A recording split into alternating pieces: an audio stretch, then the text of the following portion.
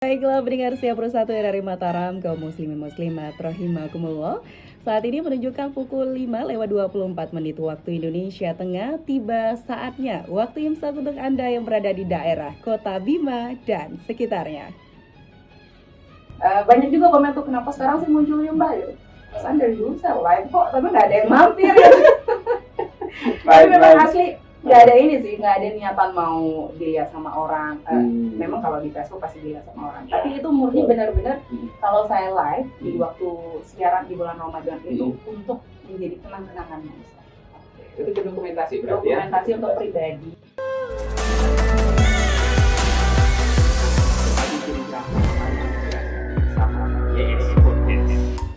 Assalamualaikum warahmatullahi wabarakatuh.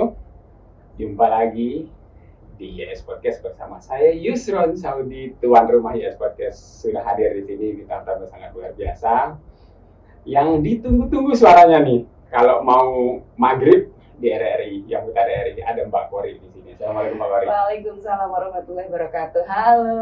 Ya, Kamera di sini ya. Kamera di sini. Ya, bisa disapa dulu mungkin para pendengarnya. Halo pendengar, pasti lagi ini lagi menunggu-nunggu. Ini kan kita waktunya sore, jadi biasanya mereka menunggu untuk berbuka puasa lihat live ya.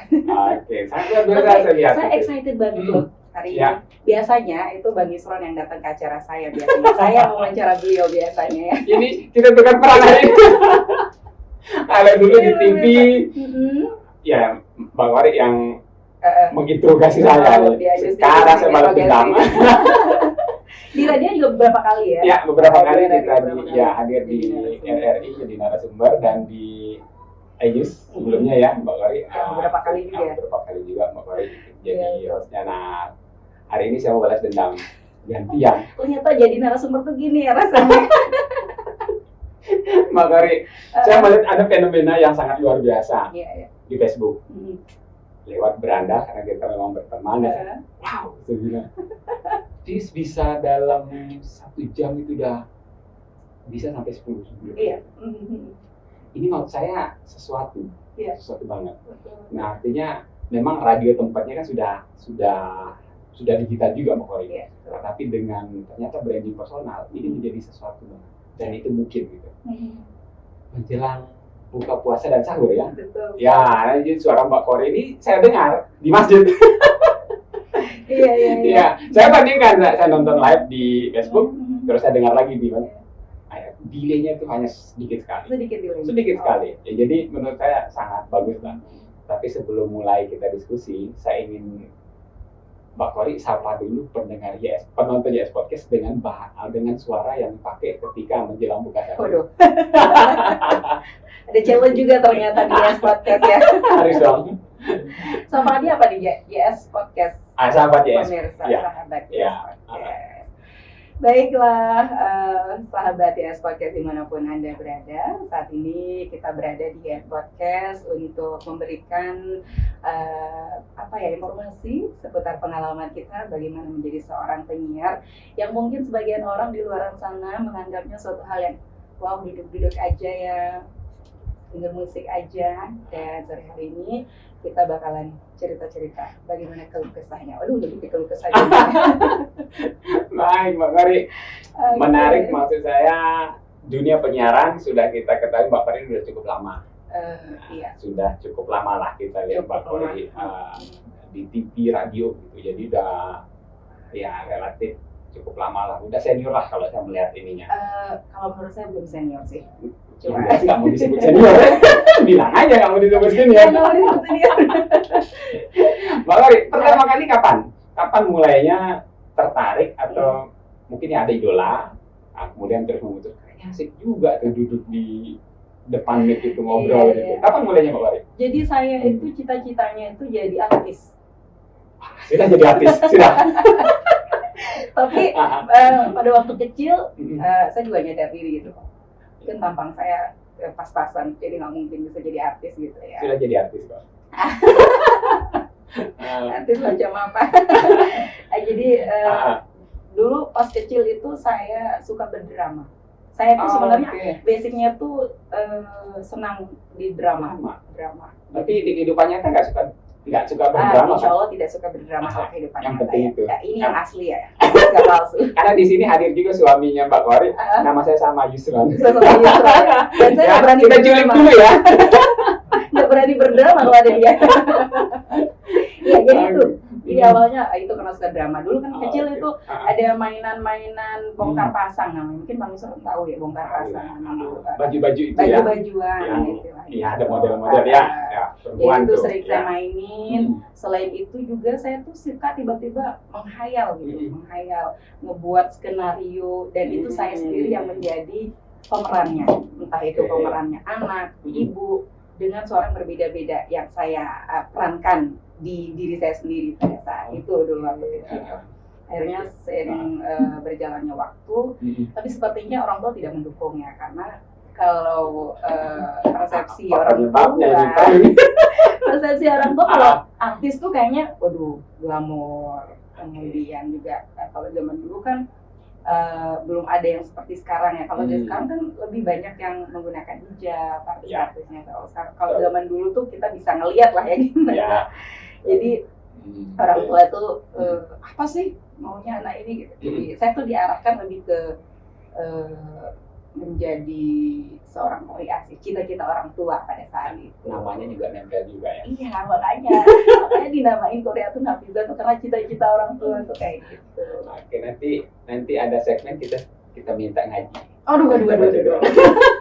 Karena memang Kori gitu. Bener nih. Mbak Kori, jadi bercita-cita sebagai artis. Kalau dulu sih memang ya, jadi yang kita lihat di TV ya yang glamor, jadi head on, dilepas-lepas seperti itu. Namun dalam perjalanan saat ini ternyata banyak juga tuh yang jadi role model artis yang kehidupannya ya bisa kita tiru. Betul. Kemudian memutuskan Mbak Kori di radio dulu awalnya ya. Di radio dulu awalnya. Jadi pada saat itu kebetulan sebenarnya, memang jalannya udah kesini ya. Saya itu jurusan kuliahnya itu matematika. Matematika, pindah ke penyiar radio itu dapat 180. Mending komunikasi ini. Makanya baiklah. Saya sering dibilang salah jurusan sih. Ya kalau saya pun yang dengar bilang iya. karena memang arahnya nggak ke sana, nggak ke penyiar. Cuma dulu bercita-cita jadi artis aja. Dulu tuh kebetulan ada yang meninggal, guru tilawah di Lombok Tengah pada saat itu. Saya pergi melayat bersama rekan-rekan pada saat kuliah. Kemudian bertemulah dengan seorang penyiar RRI namanya Pak Herdin Adil Khairi yang biasanya ngisi balada, sekarang ngisi balada Ramadan. Beliau tuh legend, suaranya luar biasa sekali. Kebetulan pada saat itu saya pernah mengisi acara di tetangga beliau yang Pak Guru saya. Mengisi acara ngaji pada saat itu. Akhirnya beliau, oh ini Qoriatun Hafizah ya, dulu ngaji di rumahnya Pak ini gitu. Oh iya, siapa ya Pak? Kebetulan ada guru saya juga yang satu ini Pak Herdin, penyiar RRI. Oh pantes ya, jadi beliau tuh ngomong tuh kayak lagi siaran gitu. Jadi kita, oh ya ampun, iya ya suaranya sama ya kayak sama yang di radio juga. Kebetulan juga keluarga saya dari almarhum kakek, nenek sampai sekarang kalau nenek masih, kita semua tuh memang pecinta RRI dari awal. Jadi selalu setel RRI. Jadi RRI itu mempunyai kenangan gitu loh kalau menurut saya pribadi. Sampai sekarang pun kalau nenek saya itu tidak bisa tidur kalau tidak putar radio. Jadi radio on terus ya? Radio on terus. Makanya saya, beliau tuh lebih tahu informasi daripada saya. Saya kan paling buka informasi itu kalau lagi siaran. Kalau beliau tuh hampir nggak pernah off radionya. Jadi pada saat itulah kita tanya-tanya pas itu di Lombok Tengah, Pak gimana sih rasanya jadi penyiar radio? Gimana ya, enak. Ya emang mau jadi penyiar radio. Nah, wah, nih pertanyaan. Pertanyaan yang ditunggu juga. Kebetulan pas lagi sama teman pas itu. Oh mau banget dong Pak. Kebetulan RRI pas itu lagi nyari untuk ke Pro 2. Oh iya, besok hubungi ya. Besok coba casting dulu. Akhirnya tukar nomor HP. Beberapa waktu kemudian dihubungilah untuk tes vokal dulu. Pada saat itu tes vokal berdua. Dan dinyatakan. Saya boleh sapa dulu ya. Ya boleh dong. Buat guru pertama saya, guru broadcast pertama ada Pak Esdarita. Pak Esdar tahu kan, Bang Yusron. Sahabat. Ya, beliau udah pensiun ya? Iya, beliau sudah Ya. pensiun. Beliau Beliau guru pertama saya di RRI yang menerima pada saat itu dari belajar vokal A, I, U, E, O, dari bagaimana caranya biar ngomong nggak belibet, beliau ngajarin pertama kali di sana. Jadi selalu manggil Nak. Iya. Selalu nyuruh senyum lagi. Emang kurang senyum saya. Oke, ternyata Bli Darita ya. Oke, luar biasa bertemu dengan orang-orang baru di dunia penyiaran seperti itu, Mbak Kori. Tentu yang kebayang kan ini kan dunia baru. Berapa lama penyesuaian? Kalau cita-cita kan boleh ya, tapi kan secara ilmu kan nggak pernah secara teori ya, nggak pernah ada, apalagi magang tuh. Magang siaran kan belum pernah Pernah sama sekali. Berapa lama waktu penyesuaian Mbak Kori di kalau waktu penyesuaian tidak terlalu lama sih. Tapi yang sebenarnya itu saya orangnya pemalu banget. Saya orang pemalu sekali. Jadi setiap kalau kuliah nih ya, kalau mau bertanya sama dosen, saya tuh harus diam dulu, nyiapin mental, bener-bener harus nyiapin mental dulu buat berani angkat tangan untuk tipe berbicara. perfeksionis itu. Ini ya, apa namanya, untuk alibi aja kayaknya perfeksionis. Jadi, tapi karena kan kalau di radio itu kita kan sendiri gitu ya, tidak di banyak audiens. Jadi mungkin itu yang membuat lebih mudah. Sementara saya kan suka ngomong sendiri. Dari awal tuh emang suka ngomong sendiri. Itu modal ternyata. Dan saya menyadari, oh ternyata begitu ya. Ternyata ada hikmahnya. Biasa dulu tuh sering jadi orang ya kalau dianggap sekarang pasti ngomong sendiri kayak orang gila. Kayaknya cermin di rumah udah akrab semua dia. Betul sekali. Iya, tidak sendiri. Jadi beberapa 1 bulanan ya. 1 bulan. Kita harus operasional, mengoperasikan sendiri. Secara teknis ya. Operating secara teknis, betul. Tapi ada kisah yang ini juga. Apa ya? Itu yang berkesan gitu ya. Saya. Pertama kali masuk studio Pro 2 dulu, pertama kali tandem, saya langsung sakit, langsung tipes. Yang sebelumnya tuh nggak pernah yang namanya tipes, nggak pernah namanya masuk rumah sakit. Kan beradaptasi sama suasana studio yang tuh dingin banget. Kita kan nggak pernah sedingin itu gitu loh 1 harian. Karena alat-alat kan AC terus. Jadi yang 1 kali masuk, pulang-pulang itu langsung sakit, bener-bener langsung sakit. Dari tempat kuliah langsung sakit, tiba-tiba tipes pertama kali dalam hidup. Akhirnya menghilang dulu 1 bulanan untuk menghilang. Baru aja muncul. Jadi setelah 1 bulan, tapi dicari lagi pas itu. Pak Esdarnya lagi, gimana? Mau lanjut siaran apa enggak? Oh iya, masih lanjut Pak John. Jadi akhirnya masuk lagi, beradaptasi lagi, akhirnya bisa beradaptasi dengan cuaca dulu, dan akhirnya ketagihan juga. Akhirnya badan bisa kerjasama juga kan? Bisa kerjasama juga, alhamdulillah. Waktu 1 bulan, Pak Kori, kemudian tentu kan RRI ini media besar, kita ketahui tentu kan ada kita sebagai penyiar baru juga pasti, wah ini RRI. Jadi pasti itu di benak kita ini bakal didengar sampai ke 5 ini gitu.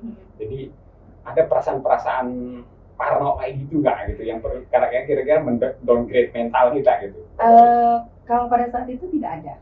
Saya justru semangat dengan hal itu. Oh, saya bisa didengerin di seluruh Nusa Tenggara Barat yang pada saat itu estimasinya seperti itu ya.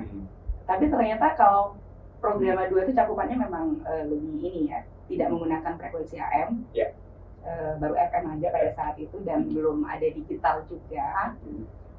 Jadi sebenarnya kayak yang lebih horor tuh di Pro 1 sih sebenarnya, program 1 yang lingkup pendengarnya tuh sampai Nusa Tenggara Barat. Karena masih di Pro 2 jadi saya enjoy. Pas itu lagi masa muda juga kan. Jadi Pro 2 itu kan untuk anak muda. Jadi menikmati banget sih pada saat. Menikmati kemudian sampai saat ini. Nah, setiap jadi kan kita berbicara sebagai konten kreator ini. Jadi konten kreator itu pada dasarnya semua akan menunggu momen. Nah, saya melihat fenomena itu terjadi sekarang nih Mbak Kori. Jadi yang tadinya orang hanya menunggu suara Mbak Kori ketika menjelang berbuka dan ketika imsak. Nah, tiba-tiba muncul nih videonya. Oh ini. Nah, akhirnya saya lihat fenomenanya ternyata banyak orang yang nge-share, oh ini. Itu karena membayar penasaran yang selama ini didengar dari speaker masjid, doa masjid. Betul. Gimana pertama excited-nya nih Mbak Kori ini. Udah, wah ternyata banyak yang share nih. Saya lihat ada 200-an gitu. Wah ini. Itu bahkan sampai 2000-an kalau nggak salah. Yang satu video, yang video pertama. Ada sampai views-nya itu ada di atas 100.000 ya? Iya, 200.000-an. 200.000-an yang pertama. Yang pertama banyak di-share. Okay. Sebenarnya setiap tahun itu saya selalu mengabadikan setiap tahun di bulan Ramadan itu saya selalu live, entah itu mau siaran berbuka terutama ataupun siaran sahur. Tapi nggak tahu ya, yang namanya ya itu seperti Bang Isran bilang tadi momennya mungkin ya. Sekarang lah momennya gitu orang-orang pada tahu. Kenapa sekarang sih? Banyak juga komen tuh kenapa sekarang sih munculnya Mbak gitu. Pesan dari dulu saya live kok, tapi nggak ada yang mampir gitu. Tapi memang asli nggak ada ini sih, nggak ada niatan mau dilihat sama orang. Memang kalau di Facebook pasti dilihat sama orang. Tapi itu murni benar-benar kalau saya live di waktu siaran di bulan Ramadan itu untuk menjadi kenang-kenangan manusia. Itu dokumentasi berarti ya? Dokumentasi untuk pribadi sebenarnya. Karena jujur saja kalau bulan Ramadan ada dua hal yang bisa saya lakukan kalau lagi rindu Ramadan. Pertama putar lagu Maher Zain yang Ramadan. Dan kedua putar Cun Lintas Imsakiyah. Itu fenomenal sekali tuh musik. Ternyata itu yang buat video itu viral. Karena musik itu mungkin ya. Oke Pak Kori, kita berbicara momentum tadi. Iya. Orang-orang yang baru lihat sekarang banyak. Oh ini, baik gitu kan. Makanya mungkin, oh ini penyiar baru mungkin ya. mungkin orang ada yang beranggapan seperti itu gitu. Nah tapi ketika dokumentasi ini yang pada akhirnya membuat ini menjadi sesuatu banget pada hari ini gitu. Dan saya lihat pun setiap Mbak Kori live sekarang menjelang itu tinggi sekali. Iya betul. Nah apa yang ada beda dikit nggak nih rasanya ini Mbak? Wah saya sudah kemana-mana ini khawatir nih banyak orang minta tanda tangan. Gimana Pak? Ya, kalau itu hanya sampai bercandaan sama suami aja. Jadi saya bercandain aja keluarga suami kayak adik-adik. Hati-hati ya, ntar kalau keluar ditahu lo istrinya Kori lo. Kejar-kejar. Ini apaan sih gitu suami adik-adik. Tapi itu hanya sebatas bercandaan. Iya betul. Karena nggak ngerasa gimana sih, biasa aja gitu. Iya, itu yang menarik. Tapi yang membuat saya bahagia Bang Isran adalah saya bisa mengenalkan lebih jauh kepada orang-orang tentang lembaga saya, tentang RRI. Karena selama ini saya pernah lihat di sebuah akun itu pakai Cun itu, inilah dia musik yang sering membangunkan kita sahur di salah satu radio bukan salah satu di Radio Lombok disebutnya. Radio Lombok berarti orang nggak kenal RRI dong. Apa itu Radio Lombok? Emang ada Radio Lombok kayak gitu. Jadi dan itu beberapa saat kemudian viral lah video live itu. Akhirnya oh iya, jadi saya bisa lebih memperkenalkan ini loh RRI Mataram. Dan banyak yang komentarnya seperti itu juga. Terima kasih Mbak sudah memberikan kita gambaran ternyata begitu dunia RRI. Seperti itu. Luar biasa, saya melihatnya ini bakalan menjadi ikon. Untuk hal-hal yang baik Mbak Kori itu kan masalah. Artinya bisa ternyata membawa lembaga ini lebih dikenal lagi, itu kan sebuah prestasi Mbak Kori. Semoga. Nah Mbak Kori dalam pengalaman siaran Ramadan apa saja nih kira-kira? Kalau kita berbicara keluh kesah enggak lah ya, kan di semua pekerjaan pasti ada gitu. Tapi apa hal-hal yang menurut Mbak Kori ini siaran Ramadan ini menjadi berbeda dengan siaran-siaran biasanya? Setiap Ramadan ya pastinya ya. Jadi kalau kerjaan kantoran biasanya ataupun kerjaan apa seperti yang lainnya, kalau bulan Ramadan itu kan lebih santai. Ya, lebih rileks. Kerja kantoran juga istirahatnya mungkin lebih banyak, kemudian juga waktunya lebih sedikit untuk kerja, jadi lebih enak santai lah. Tapi kalau kita setelah masuk Ramadan pekerjaannya masih numpuk. Banting tulang, banting setir. Betul banget. Jadi yang awalnya 3 shift, kita jadi 4 shift. Ada siaran sahur juga. Awalnya kan kalau normal itu kita ada 3 shift. Buka siaran itu dari jam 4.55 sampai jam 24. Ya. Jadi kalau bulan puasa itu nambah shift lagi. Buka siaran jam 2.55 sampai 24. Istirahat berarti cuma hanya berapa? 2 jam ya? Iya, betul. Kita 2 jam kan? Tapi itu kan shift-shiftan. Oke. Gitu. Jadi kita lebih, selain itu juga lebih banyak produksinya. Jadi kita benar-benar Ramadan tuh kerja bagai kuda, nggak boleh bilang gitu ya. Jadi harus banyak produksi. Itu kan renungan Ramadan tuh banyak produksinya, mulai dari rekaman. Itu rekaman memang operator yang rekaman bagian teknik, tapi kita juga yang harus mempersilahkan memandu segala macam. Kemudian dari acara-acara lainnya yang juga yang ada produksi, jadi kita produksi. Jadi lebih padat justru bulan Ramadan ya? Iya. Berbeda dengan kantor biasa. Betul sekali. Tapi seiring dengan padat itu ada rasa bahagia Bang Islam. Jadi setiap mau awal Ramadan sudah mulai rekaman pengajian, orang-orang rekaman Tuhan Guru. Kita tuh kayak ya ampun mau Ramadan, nggak sabar gitu. Walaupun lebih capek itu, tapi kita tuh kayak gimana ya, greget banget. Dan itu hampir semua teman-teman penyiar seperti itu. Menikmati. Ya, jadi jangan ada lelucon sering saya dengar di medsos kan. Kita itu rindu Ramadan itu sebelum dia datang. Kemudian jadi kalau dia sudah datang kok bisa aja gitu. Ya. Tinggal yang dihitung adalah berapa hari lagi lebaran gitu. dalam ritme kerja Pak Kori. Jadi ternyata ini kan saya baru tahu juga, artinya dengan nambahnya jam siar itu ternyata teman-teman RRI ini bekerja justru lebih yang operasional ya. Nah kalau kita berbicara bulan Ramadan, kemudian saya sering begini di mata kuliah, saya juga mata kuliahnya lebih ke broadcast. Nah pertanyaan yang sering saya lontarkan, kalian dengarkan radio nggak? Ternyata banyak yang nggak sadar. Artinya mendengarkan radio itu ternyata mereka nggak sadar gitu. Bisa saja satu desa itu mendengar satu radio, terutama di jam buka dan fenomena ini menurut saya yang ternyata yang tidak bisa dihilangkan Mbak Kori. Ada kekangenan, rindu orang di masa-masa jayanya radio. Kita tahu bersama tahun sampai tahun 2000-an lah ya. Itu masa jaya radio. Dulu sandiwara. Kemudian yang tidak bisa hilang, yang tidak bisa kurang menurut saya adalah RRI di bulan Ramadan. Ini menjadi sesuatu banget. Pak Kori, tadi kan sudah ada pengalaman yang sangat luar biasa, ada berbeda dikit di bulan Ramadan dan tidak ya. Nah, kalau di bulan Ramadan ada nggak pengalaman tersendiri menurut Mbak Kori itu justru yang menjadi sangat spesial, yang pengalaman pribadi Mbak Kori siaran di bulan Ramadan menjadi sangat spesial justru buat Mbak Kori? Itu dia yang seperti Bang Yusron bilang tadi. Jadi setiap Ramadan kami para penyiar itu sadar bahwa hampir di setiap masjid, terutama di Kota Mataram, kemudian di Lombok Barat dan di Lombok Tengah, itu menyiarkan RRI di masing-masing masjidnya. Dan itu yang membuat kami itu sebenarnya lebih bersemangat lagi di bulan Ramadan itu untuk memberikan dan menghadirkan yang terbaik buat pendengar kita. Bahkan Bang Yusron, saya pernah jalan-jalan ke Sembalun, tapi ini di luar Ramadan ya. Bagaimana pada saat Ramadan itu pun di luar Ramadan, jalan-jalan ke Sembalun. Di Lombok Utara, perbatasan antara Lombok Utara dengan Lombok Timur ya. Sejang ya, sana lagi Lombok Putih. Di setelahnya Lombok Putih lah, pokoknya jauh banget, saya nggak tahu nama tempatnya. Pada saat itu menjelang maghrib, saya melintas di sana. Itu ternyata mereka putar RRI juga di masjidnya.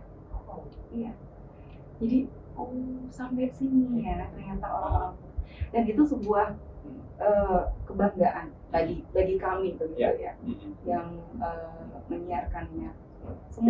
Hampir semua menjadi kebanggaan tersendiri. Apalagi Ramadan. Wah, ini menjadi sesuatu banget. Pak Kori, ini tantangannya sekarang nih menjadi penyiar. Era sekarang kan kita udah tahu ada RRI Net ya, terus RRI juga didengarkan dari, bukan kita katakan di Indonesia saja, tapi seluruh dunia kita bisa dengar gitu. Nah, apa bedanya menurut Mbak Kori siaran yang dulu dengan sekarang? Bahkan sekarang itu ada jargon tonton siaran ini. Tonton apa yang Anda dengar. Tonton apa yang Anda dengar. Iya. Nah, apa yang menjadi membedanya ini Mbak Kori? Jadi ketika dulu kita hanya tahunya radio ya dengar gitu. Iya. Jadi kita tidak berurusan dengan visual gitu. Iya. Nah, sekarang ini sudah berurusan dengan visual. Nah, tantangan buat para penyiar RRI apa yang harus disiapkan?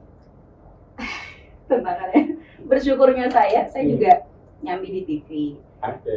Jadi walaupun tidak tahu banyak, tapi sedikit tahu tentang bagaimana harus mengatur wajah pada saat di kamera.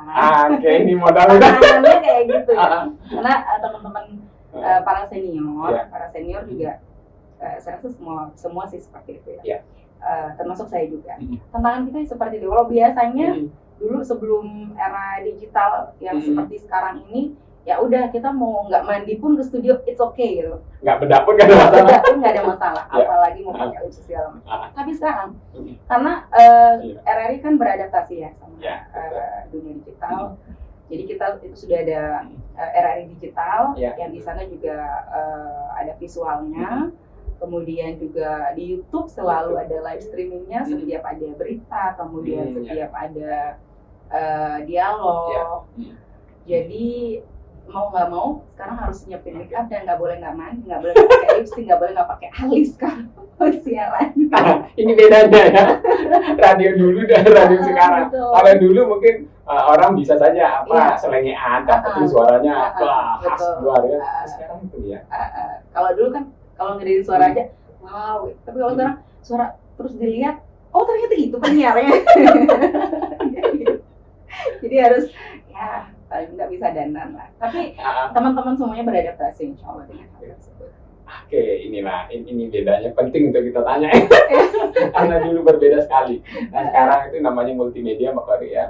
Jadi semua sudah muncul. Yang kita dengar ya apa yang kita tonton juga gitu. Nah dalam transformasinya RRI, nah ini saya ke RRI nih, banyak sahabat ya juga di RRI gitu, juga sering juga ke sana gitu. Transformasi yang Mbak Kori rasakan sekarang dari sebelum transformasinya ke digital kan, ini sudah kita bisa lihat bersama saat ini RRI seperti apa. Bagi insan penyiarnya sendiri, apa yang dirasakan setelah RRI menjadi digital kayak? Jadi kita lebih tertantang aja dan lebih banyak mengupdate skill dan pokoknya intinya lebih banyak beradaptasi lah, menyesuaikan dengan apa yang terjadi saat ini, digitalisasi dan lain sebagainya. Dan selain itu jadi makin banyak kerjaan juga.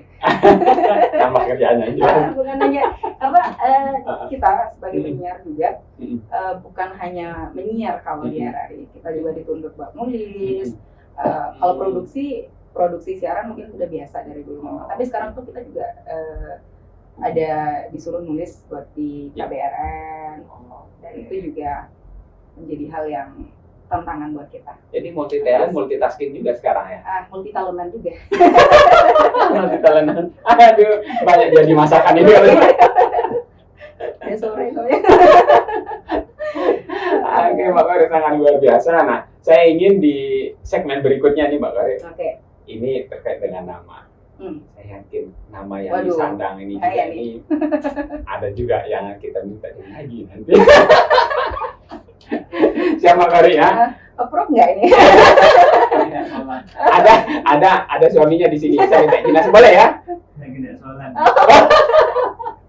Oke, baiklah nanti kita berdoa aja ya. Cukup dengan doa aja. Tahu basmalah. Oke, tahu basmalah itu cukup ya. Boleh. Oke, baik Mbak Kori, nanti di segmen kedua kita akan coba bahas. Sebetulnya udah lama ya kita janjian membahas ini kan. Iya betul. Nah, ini udah beberapa waktu lalu kita ingin membahas dunia perkorian sebetulnya. Iya ya. Tapi akhirnya ketemunya di momen Ramadan. Di momen Ramadan. Iya. Oke, demikian sahabat Jazz Podcast, nanti kita jeda dulu nih biar nggak kelamaan. Bagi yang masak bisa istirahat dulu ya. Kita akan bahas nanti di part kedua bersama Mbak Kori bagaimana dunia perkorian. Karena namanya juga Mbak Kori. Oke, ketemu lagi di konten Jazz Podcast berikutnya. Assalamualaikum warahmatullahi wabarakatuh.